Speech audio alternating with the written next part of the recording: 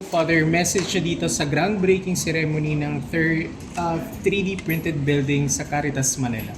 Isang biyaya na tunay na matatawag na tayo ay nagkaroon ng groundbreaking, no?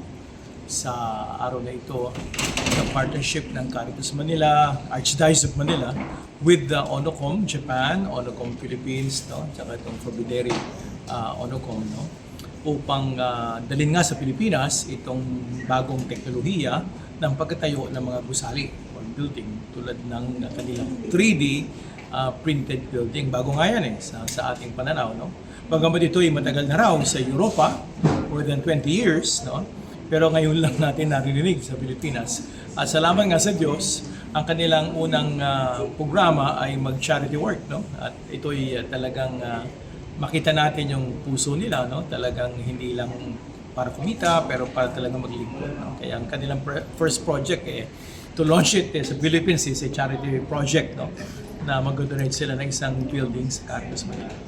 Father, are we going to expect po other satellite ng Caritas Manila through this 3D printed project po? Oh, basically, no? At definitely, no? At pag ito yung naging tagumpay, no? We can see more of this kind of innovative way of building a structure, no?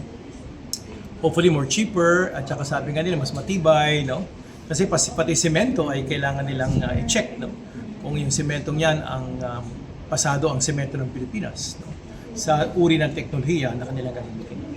At kung magtagumpay, talagang hindi lang yung store na yan, yung multipurpose store na yan, baka sabi ko nga pati itong bodega, no, ng Segunda Mana ay maisunod natin kung kaya nilang gumawa ng kanyang klaseng mataas na gusali. Father, ano po yung building na itinatayo? Magiging ano po siya sa Caritas Manila? Well, it's a multipurpose center na kung saan ito ang magiging showcase ng Segunda Mana. No?